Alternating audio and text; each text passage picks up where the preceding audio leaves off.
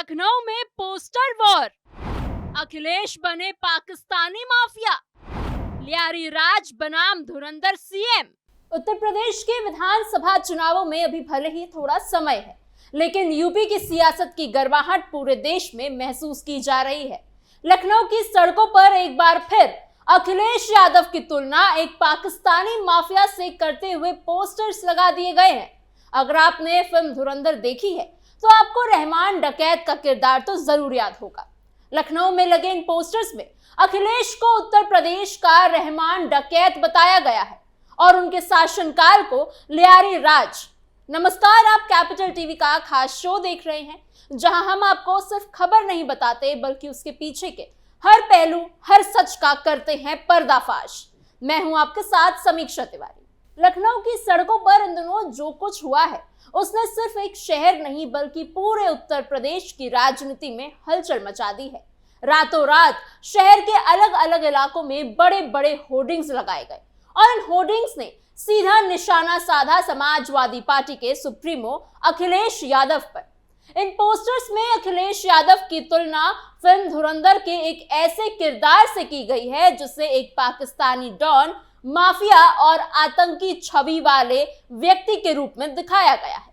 सवाल उठता है कि आखिर ये तुलना क्यों है और किस मकसद से की गई है। इन होर्डिंग्स ने अखिलेश यादव की तस्वीर को एडिट करके इस तरह से पेश किया गया है कि वो किसी फिल्मी विलन की तरह नजर आए हैं। लाल टोपी, काला चश्मा और एक ऐसा लुक जो सीधे अपराध की दुनिया से जुड़ा हुआ लगे। तस्वीर के नीचे 2012 से 2017 तक के सपा शासनकाल के दौरान हुई घटनाओं का जिक्र किया गया है।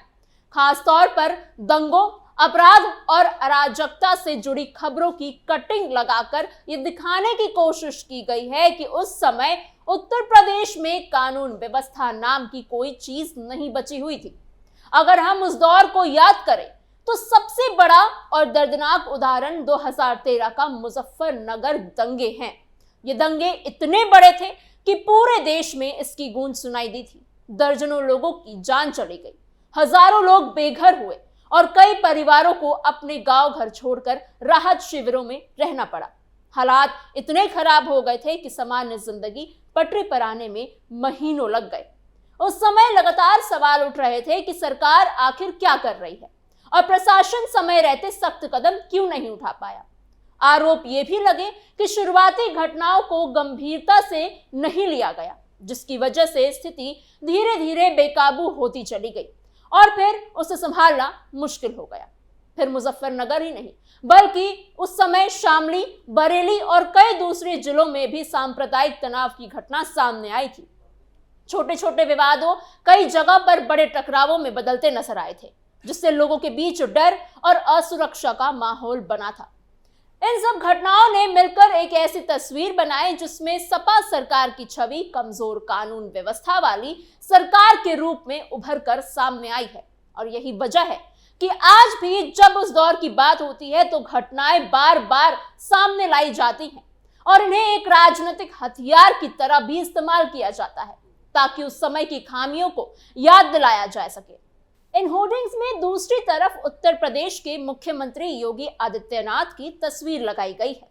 उन्हें एक धार्मिक कार्यक्रम करते हुए दिखाया गया है और नीचे धुरंधर सीएम लिखा गया है। इसके साथ ही माफिया के खिलाफ की गई कार्रवाई से जुड़ी खबरों की कटिंग्स भी उस पर लगाई गई है ताकि ये दिखाया जा सके कि सरकार अपराध के खिलाफ कितनी सख्त रुख अपनाए हुए है। खास तौर पर अतीक अहमद और मुख्तार अंसारी जैसे नामों का जिक्र इसमें किया गया है, जिन पर हुई कार्रवाई को सरकार अपनी बड़ी उपलब्धि के तौर पर लगातार पेश करती रही है। इन उदाहरणों के जरिए ये संदेश देने की कोशिश की गई है कि वर्तमान सरकार ने अपराधियों के खिलाफ खुलकर कार्रवाई की है और कानून व्यवस्था को मजबूत करने की दिशा में काम किया है। इन दोनों तस्वीरों को साथ रखकर एक सीधा सवाल पूछा गया है, आपको क्या चाहिए? एक तरफ वो दौर दिखाया गया है जिसे दंगों, अपराध और अराजकता से जोड़कर पेश किया जा रहा है, तो दूसरी तरफ वो दौर जिसे सख्ती, नियंत्रण और कानून व्यवस्था के लिए जाना जाता है। ये तुलना देखने में भले ही सीधी लगे, लेकिन इसके पीछे एक गहरी राजनीतिक रणनीति काम करती हुई नजर आती है। इस तरह के विजुअल्स और मैसेजेस के जरिए जनता के मन में एक खास धारणा बनाने की कोशिश की जा रही है, ताकि लोग अपने पिछले अनुभवों और मौजूदा हालातों की तुलना करके एक पक्ष की ओर ज्यादा झुके। जैसे ही यह होर्डिंग सामने आए, समाजवादी पार्टी के कार्यकर्ताओं में जबरदस्त गुस्सा देखने को मिला है। लखनऊ में कई जगहों पर सपा समर्थक सड़कों पर उतर आए हैं, पोस्टर्स फाड़ दिए गए और जोरदार नारेबाजी हुई।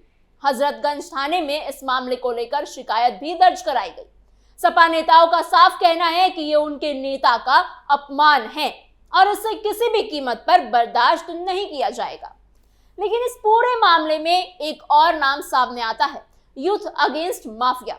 इस संगठन ने दावा किया है कि ये होर्डिंग्स किसी राजनीतिक दल के इशारे पर नहीं लगाए गए हैं, बल्कि ये एक जागरूकता अभियान है। उनका कहना है कि वो युवाओं से सवाल पूछना चाहते हैं कि उन्हें भविष्य कैसा चाहिए और किस तरह की राजनीति उन्हें स्वीकार है। लेकिन ये सवाल, अगर ये निष्पक्ष अभियान है तो फिर निशाना सिर्फ एक ही पार्टी और एक ही नेता पर क्यों है?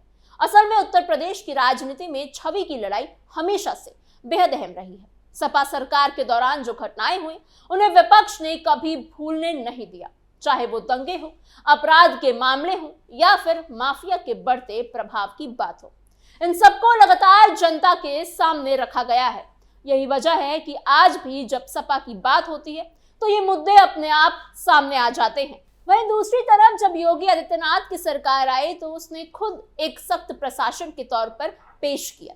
एनकाउंटर नीति, अपराधियों की संपत्ति जब्त करना और बड़े बड़े गैंगस्टरों के खिलाफ कार्रवाई जैसे कदमों को सरकार ने अपनी ताकत के रूप में दिखाया। हालांकि इन कार्रवाइयों को लेकर भी कई बार सवाल उठे, लेकिन सरकार ने इसे अपनी मजबूत छवि बनाने के लिए ही इस्तेमाल किया। अतीक का पाकिस्तान कनेक्शन पर विवाद, यूपी में छवि की जंग चरम पर, फिल्म पर भी सियासी जंग। इस पूरे विवाद में फिल्म धुरंधर का एंगल भी कम दिलचस्प नहीं है। कहा जा रहा है कि इस फिल्म में कुछ किरदार असल जिंदगी के लोगों से प्रेरित थे। खास तौर पर एक किरदार को यानी अतीक अहमद से जोड़कर दिखाया जा रहा है। फिल्म में उसे एक व्यक्ति को ऐसे रूप में दिखाया गया है जो देश विरोधी गतिविधियों से जुड़ा हुआ है। इसी वजह से समाजवादी पार्टी ने इस फिल्म को लेकर पहले भी आपत्ति जताई थी और इसे प्रोपेगेंडा करार दिया था। अखिलेश यादव ने भी इस फिल्म को लेकर बयान दिया था कि इस तरह की फिल्में विपक्ष की छवि खराब करने के लिए बनाई जा रही है। वहीं दूसरी तरफ योगी आदित्यनाथ ने इस फिल्म की तारीफ करते हुए कहा कि अब फिल्मों से सच दिखाया जा रहा है। अब अगर हम थोड़ा संतुलित नजरिए से देखें तो ये भी सच है कि सपा सरकार के दौरान कुछ बड़े विकास कार्य भी हुए थे, जैसे कि लखनऊ आगरा एक्सप्रेसवे, लैपटॉप योजना और कुछ इंफ्रास्ट्रक्चर प्रोजेक्ट्स। लेकिन ये भी उतना ही सच है कि कानून व्यवस्था के मुद्दों में उन उपलब्धियों को पीछे ढकेल दिया और विपक्ष को हमला करने के लिए एक मौका दे दिया। आज जब इस तरह के होर्डिंग सामने आते हैं तो ये साफ दिखता है कि राजनीति अब सिर्फ भाषणों तक सीमित नहीं रही। अब ये सड़कों, पोस्टरों और विजुअल इमेजेस के जरिए भी लड़ी जा रही है। जनता के सामने एक खास तरह की तस्वीर पेश की जाती है ताकि उनकी सोच को प्रभावित किया जा सके। समाजवादी पार्टी के कार्यकर्ताओं ने अब साफ कह दिया है कि अगर ऐसे होर्डिंग्स नहीं हटाए गए तो वो भी इसी तरह के पोस्टर्स बनाकर जवाब देंगे। यानी आने वाले दिनों में ये टकराव और बढ़ सकता है और सियासत का तापमान और ऊपर जा सकता है। लेकिन सबसे बड़ा सवाल तो यही है कि क्या इस तरह की राजनीति से जनता का भला होता है? क्या पुराने जख्मों को बार बार कुदेरना सही है या फिर विकास और भविष्य की बात होनी चाहिए? क्योंकि आखिर में जनता को फैसला करना है कि वो किस तरह की राजनीति चाहती है, वो जो अतीत के आरोपों पर टिकी हो या फिर वो जो भविष्य की दिशा तय करे। अंत में यही कहा जा सकता है कि लखनऊ में लगे ये होर्डिंग सिर्फ पोस्टर्स नहीं, बल्कि ये एक बड़ा राजनीतिक संदेश है। ये संदेश ये है कि ये बताता है कि उत्तर प्रदेश की राजनीति में अब छवि की लड़ाई सबसे बड़ी हो गई है। यहाँ हर तस्वीर, हर बयान और हर अभियान के पीछे एक रणनीति होती है। अब देखना होगा कि इस पूरे विवाद का आगे क्या असर पड़ता है। क्या ये सिर्फ कुछ दिनों की खबर बनकर रह जाएगी या फिर एक बड़े राजनीतिक मुद्दे का रूप ले लेगी? लेकिन इतना तय है कि इसने एक बार फिर ये दिखा दिया है कि उत्तर प्रदेश की राजनीति में मुकाबला सिर्फ चुनावी मंच तक सीमित नहीं है, बल्कि ये सड़कों और पोस्टरों तक जा चुका है।